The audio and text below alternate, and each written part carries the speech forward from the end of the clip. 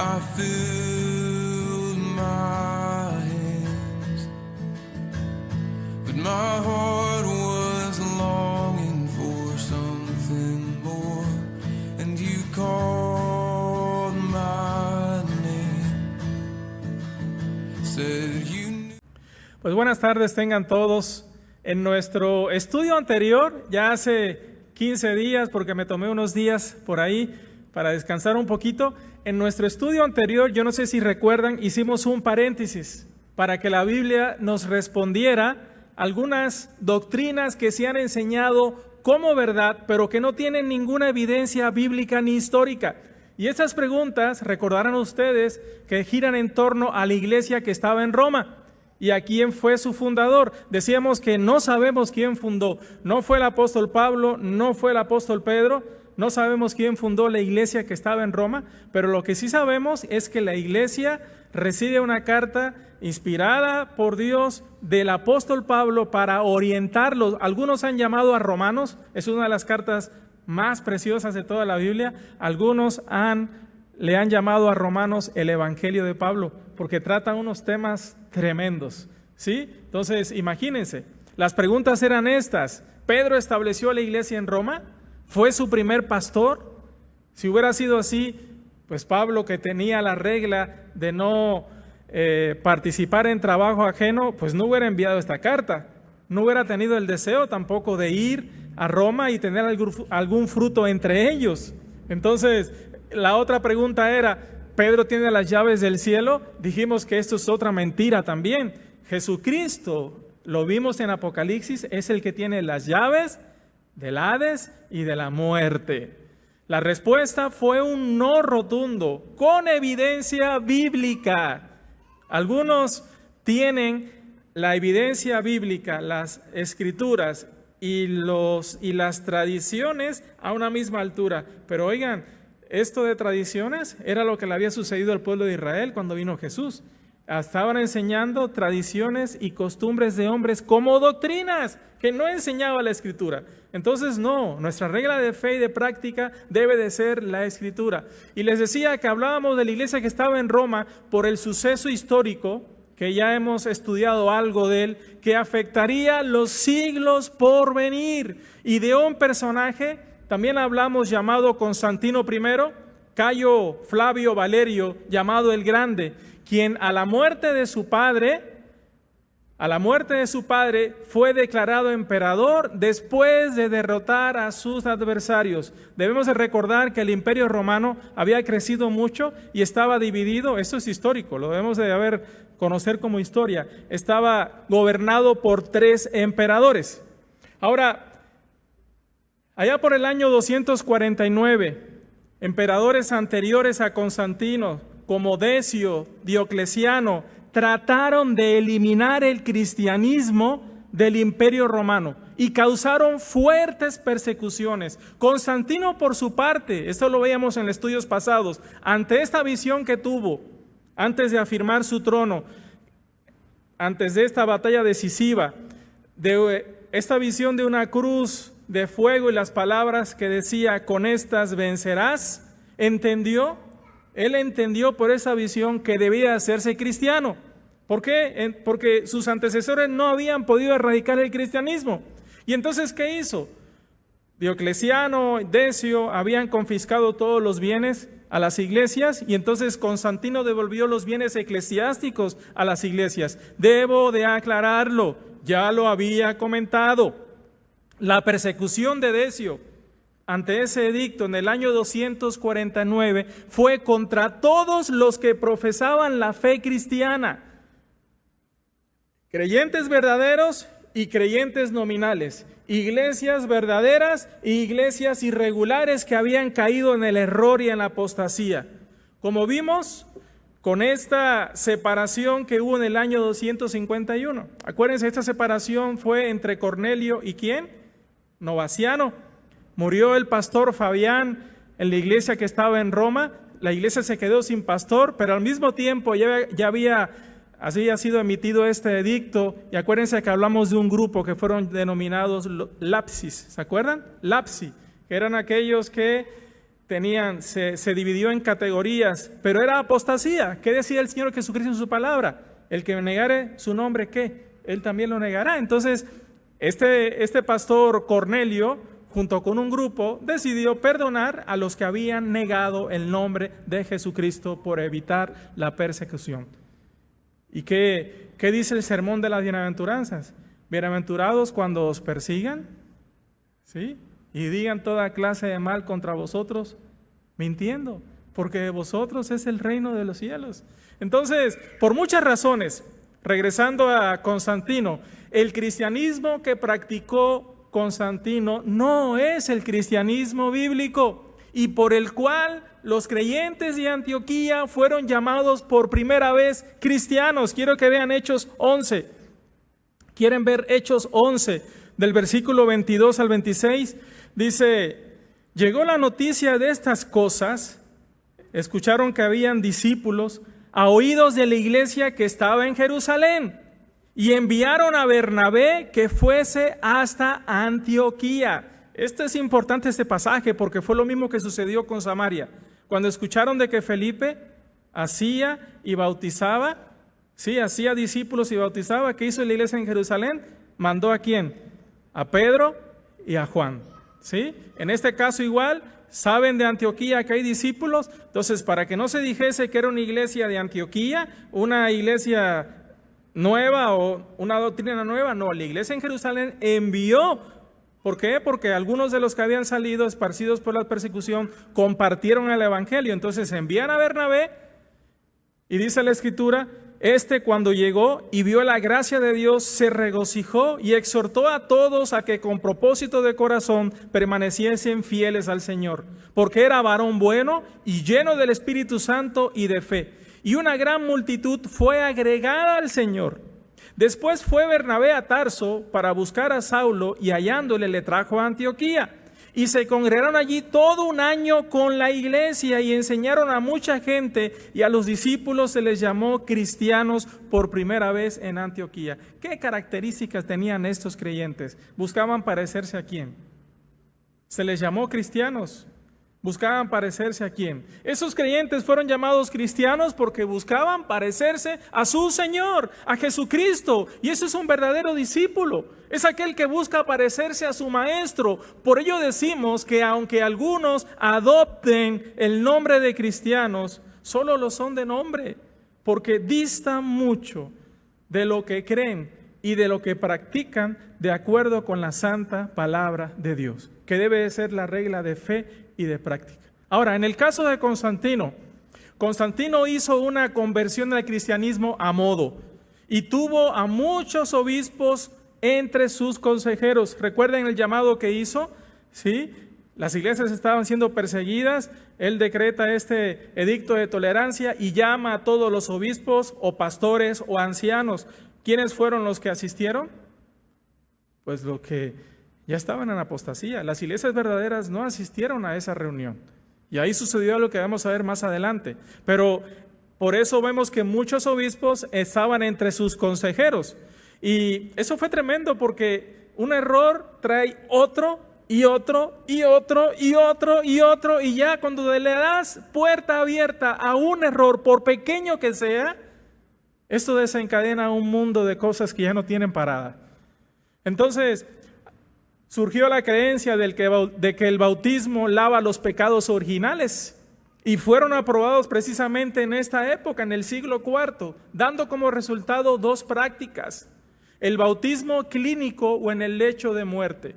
Constantino dijo, bueno, si yo me bautizo, el bautismo perdona los pecados, el pecado original perdona los pecados. Entonces, si yo me bautizo ahora, ¿qué pasa con los pecados que cometa después? Es un desconocimiento total de la Biblia, ¿no? Porque ¿qué dice 1 Juan 1, 9 y 10? ¿Qué dice Santiago? Si pecamos, abogado tenemos. No entendían la diferencia.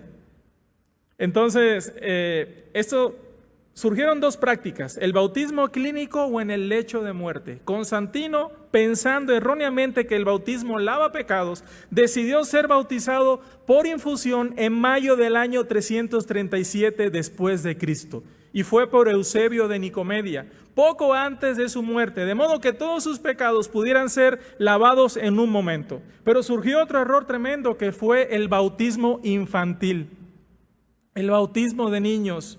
Eso fue para, ellos pensaron, ¿no? Bueno, si el Señor Jesucristo se bautizó, pues es muy importante. Y mientras más pronto lo hagamos, pues mejor. Pero, ¿siguieron lo que dice la Escritura?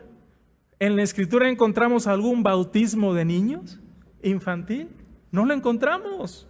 Entonces, ellos pensaron que mientras más pronto mejor, a fin de lavar el pecado original, si acaso el niño muriera en su infancia. El primer caso registrado de bautismo infantil fue en el año 370 después de Cristo, cuando el emperador Valente insistió en que su hijo moribundo fuera bautizado. El canon 34 del Concilio de Cartago, eso fue en el 397 después de Cristo, ya había muerto Constantino, decretó: los enfermos que no responden por sí mismos deben de ser bautizados cuando los que estén junto a ellos testifiquen que fue su deseo. Y entonces fue Juan Crisóstomo el que dijo: bautizamos a los niños, aunque no estén manchados de pecado, para que la santidad, la justicia, el ser hijos de Dios, la herencia y la hermandad les sean impartidas por medio de Cristo. ¿Es esto bíblico?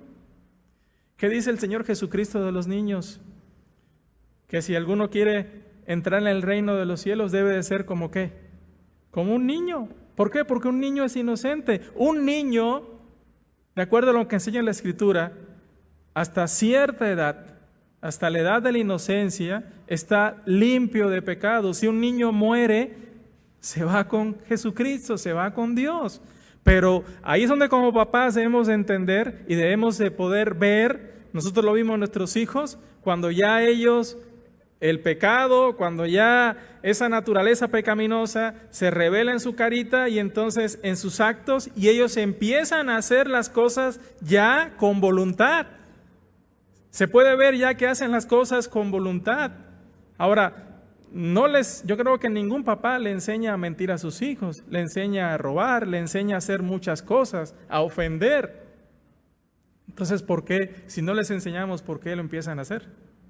Por el pecado que está en nosotros. Entonces, vean qué errores. Ahora, decíamos que una de las primeras desviaciones de la verdad bíblica fue la supremacía del obispo. Recordemos, ya en este entonces se le llaman obispos, ¿por qué? Porque les he enseñado esto, ancianos, obispo y pastores es una misma cosa, ¿sí? El obispo es el que está por encima viendo la necesidad y hablando a esa necesidad, ¿sí? El pastor, ¿por qué? Porque conduce, cuida, conduce a pastos frescos, a corrientes de aguas frescas, a nuevos alimentos, y el anciano por la sabiduría que da la palabra para poder aconsejar y enseñar. Entonces, las primeras desviaciones de la verdad bíblica fue la supremacía del obispo, ya que ésta le dio una autoridad al obispo que no tenía, destronando a Jesucristo como cabeza de la iglesia y formando un tipo de gobierno jerárquico. Díganme ustedes si esto no lo tienen muchas denominaciones. El tipo de gobierno, incluso hasta el pastor, en cierta manera se mete en la vida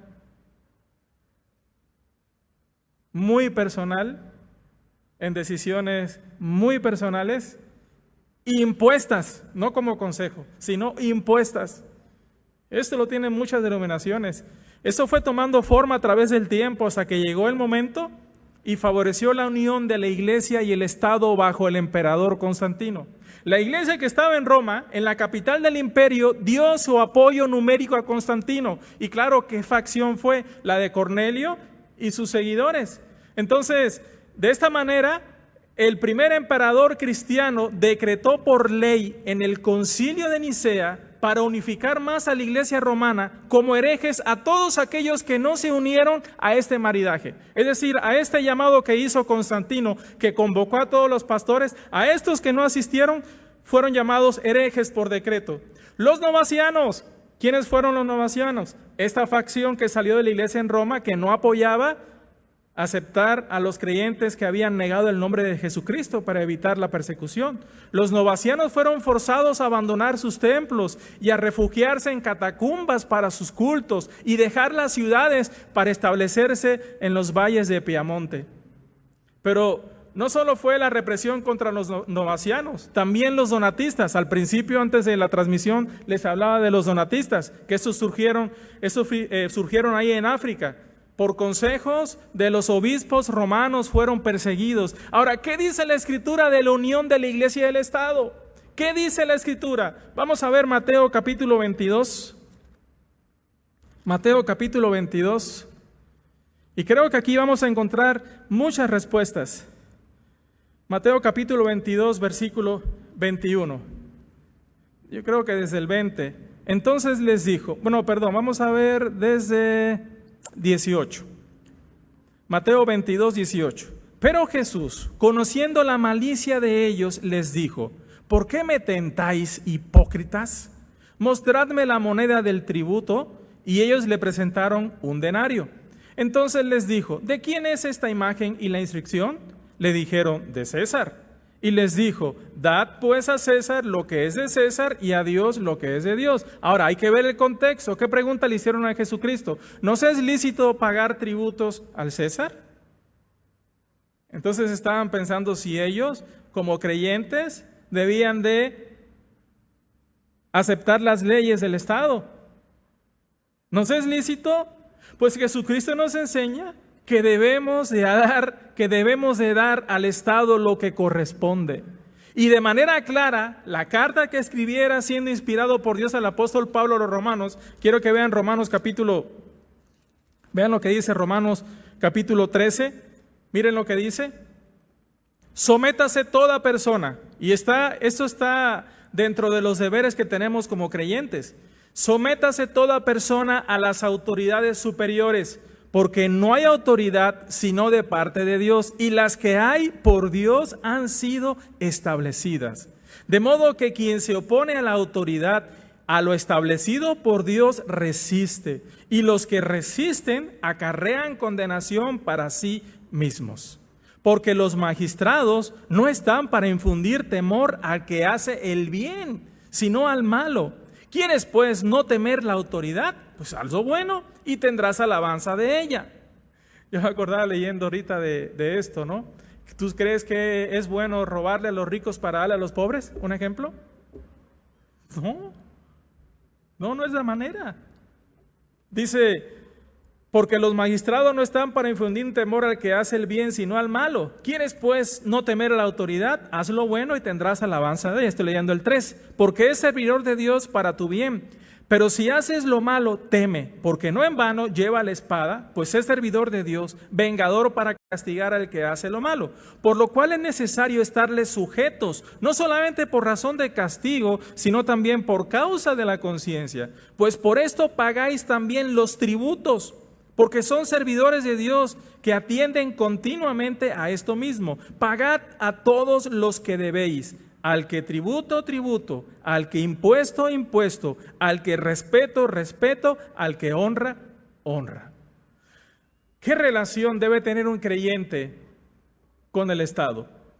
La relación que debían tener los creyentes de la iglesia que estaba en Roma era de respeto a las leyes y a las autoridades. Y esto está vigente hoy día. Y para ello pagamos tributos, impuestos. Algo que también debemos hacer como creyentes es orar por nuestros gobernantes, aunque no nos guste quién nos gobierne, porque no es de nuestras preferencias. Primera de Timoteo, y esto está dentro del culto. Miren lo que dice, Primera de Timoteo, capítulo 2, fíjese lo que dice, exhorto ante todo, Primera de Timoteo 2, exhorto ante todo a que se hagan rogativas, oraciones, peticiones y acciones de gracias por todos los hombres, por los reyes y por todos los que están en eminencia, para que vivamos quieta y reposadamente en toda piedad y honestidad, porque esto es bueno y agradable delante de Dios nuestro Salvador. Entonces, ¿qué está pidiéndonos aquí? De que oremos por ¿quién? Por los reyes, primero por todos los hombres, porque Dios quiere que todos los hombres sean salvos, por los reyes.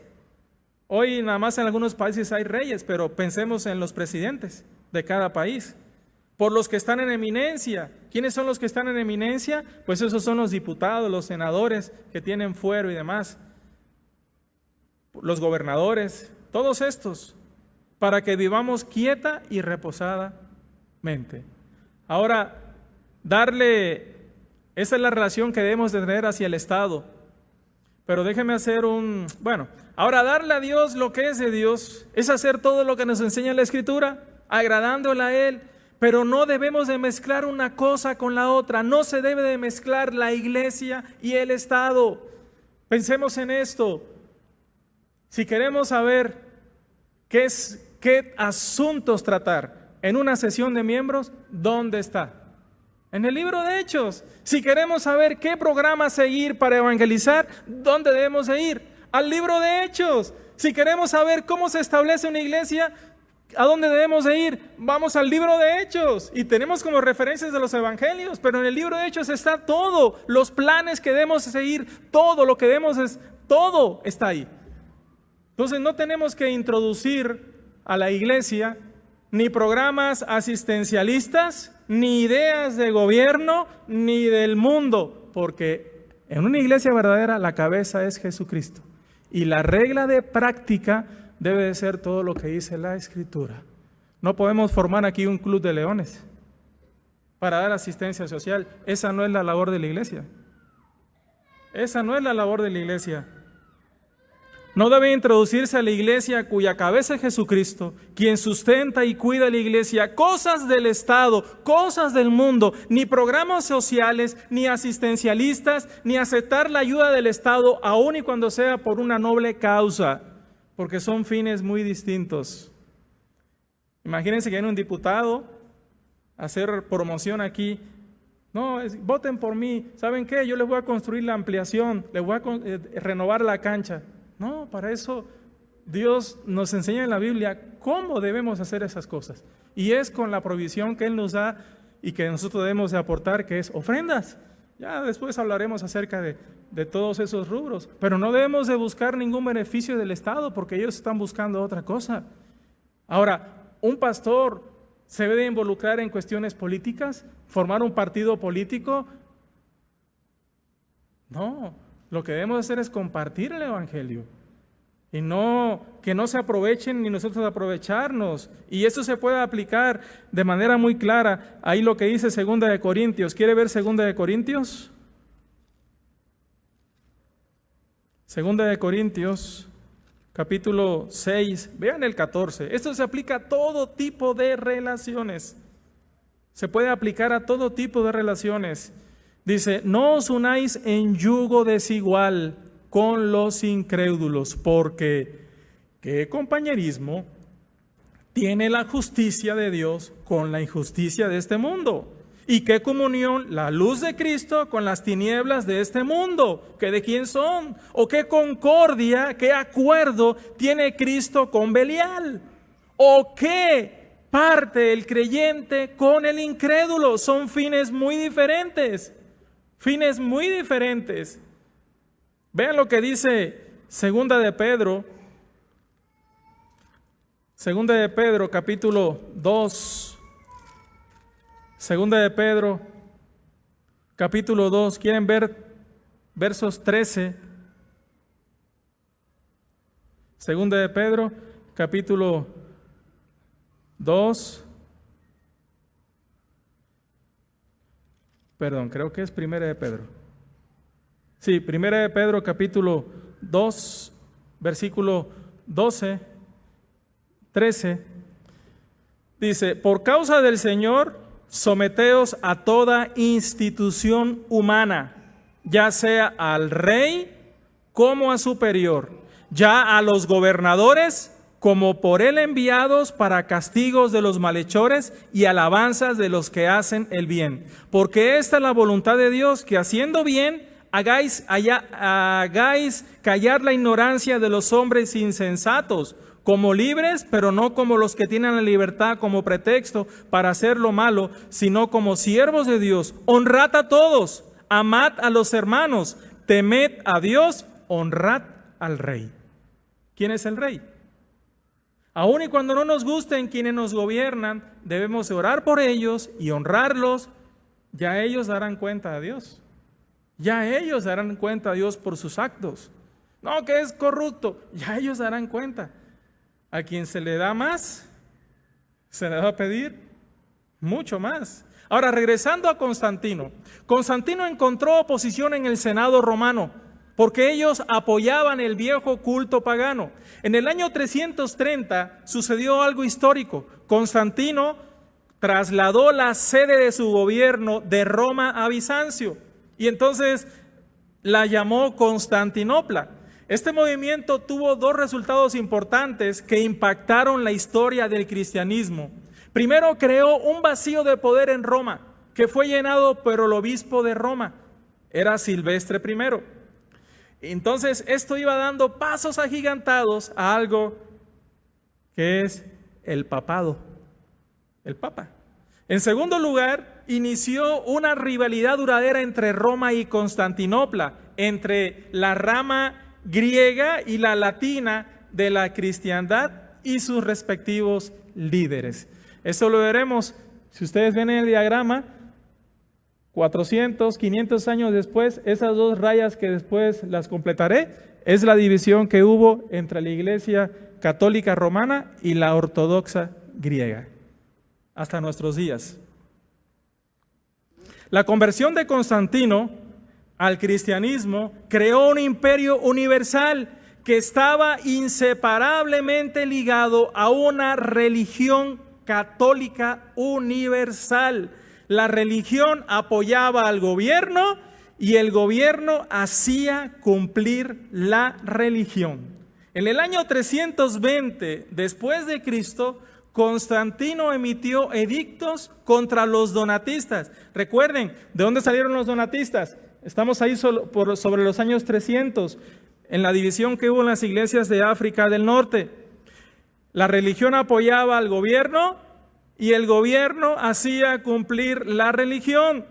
El movimiento donatista, como decíamos, fue consecuencia de la división entre las iglesias en el norte de África, por el problema de la autonomía de la iglesia, el autogobierno. Y eso fue una reacción al totalitarismo de la relación entre el Estado y la iglesia que comenzó en el año 311. Después del que el partido católico buscaba imponer su propio obispo, un traidor a las iglesias del norte de África. Los donatistas se convirtieron en el primer grupo de creyentes perseguidos por otros cristianos. Hubo un mensajero que enviaron llamado Macario, que fue enviado para hacer cumplir los edictos de Constantino y para forzar a los donatistas a que regresaran al catolicismo, una acción que tuvo por resultado derramamiento de sangre y martirio. Los edictos contra los donatistas en el año 377 después de Cristo los privaron de sus propiedades, de sus derechos civiles. Las iglesias donatistas representan la pureza de la iglesia, la separación de la iglesia y del Estado. Ellos decían, ¿qué tiene que ver el emperador con la iglesia? ¿Qué tienen que ver los obispos con el palacio? ¿Qué tenemos que ver los creyentes con los reyes de este mundo? Y el bautismo del Nuevo Testamento con el bautismo falso. Fueron los primeros cristianos en ser llamados anabaptistas por sus enemigos. Recuerden lo que significa este nombre, re. Baptista es sumergir. Rebautizadores. Así le llamaron de manera despectiva. A finales del siglo VI, el movimiento se había extendido a Italia, a España, y sus ideas continuaron durante muchos siglos. Pero ojo, lo vuelvo a repetir, no eran ideas nuevas. Este movimiento surgió, se levantó en contra de un error que surgió allá en las iglesias del norte de África, este error de regresar al catolicismo. Entonces, piensen en esto. Entonces, ya era imponer por la iglesia, en este caso, la católica romana, con la fuerza del Estado, una religión a la fuerza. Una religión a la fuerza. ¿Y qué hay del libre albedrío que Dios le ha dado al hombre? ¿Qué hay del amor y la paciencia de Dios? Y que en su soberanía y sabiduría le agradara salvar al hombre por medio de la locura de la predicación y no por medio de la violencia y de la imposición. ¿Qué hay? Entonces, ¿era bíblico esto? Era bíblica. No hemos llegado ahí, pero este periodo que fue muy oscuro, que duró poco más de 2000 años, un periodo oscuro que fue la Edad Media y que se caracterizó por la persecución de estos que decían tener la verdad, pero que eran herejes, a otros que sí estaban en la verdad y que defendían la verdad, pero eran llamados herejes porque no aceptaban el error de estos, que estaban en la mentira. Vean 1 Corintios 1:21. 1 Corintios 1:21. Hay muchos pasajes, antes de leerlo, hay muchos pasajes en el que está implícito el amor de Dios y el libre albedrío que le da al hombre. Pensemos en esto, Juan 3:16, porque de tal manera amó Dios al mundo, que ha dado a su Hijo unigénito para que todo aquel que en él cree no se pierda, mas tenga vida eterna. Porque no envió Dios a su Hijo al mundo para condenar al mundo, sino para que el mundo sea salvo por él. El que en él cree no es condenado. El que no cree ya ha sido condenado porque no ha creído en el nombre del unigénito Hijo de Dios. ¿Hay imposición ahí? No, ahí hay libre albedrío. Dios quiere que todos crean, pero no impone a la fuerza. Recuerda las palabras del pastor Víctor, Dios es un caballero, no impone nada a la fuerza. Es el libre albedrío del hombre para escoger. Y es por el mismo libre albedrío del hombre que el hombre escoge ir al infierno. Porque el infierno no fue creado para el hombre. Recordemos que lo dice Mateo, fue creado para el diablo y sus ángeles, que se rebelaron estando en la presencia y viendo a Dios mismo. Vean lo que dice ese pasaje. Y hay muchos pasajes más, ¿no? Vean lo que dice 1 Corintios 1:21. Pues ya que en la sabiduría de Dios el mundo no conoció a Dios mediante la sabiduría, agradó a Dios salvar a los creyentes por la locura de la predicación. Agradó a Dios salvar a los creyentes por medio de la imposición, por medio de la violencia, por medio de la muerte, por medio de edictos que condenaban al hombre, los perseguían, los mataban, les quitaban sus propiedades si no creían. No, por medio de la locura ¿de qué? De la predicación, de que Cristo murió por nuestros pecados, de que conforme a las Escrituras, de que fue sepultado y de que al tercer día resucitó conforme a las Escrituras. Ese es el Evangelio, no es imposición, es el amor de Dios. Son los brazos abiertos de Jesucristo todavía esperando que el hombre se arrepienta y vuelva a su Creador. Pero de este tema hablaremos en el siguiente estudio. No se lo pierdan, se va a poner bueno. Dios les bendiga. Hasta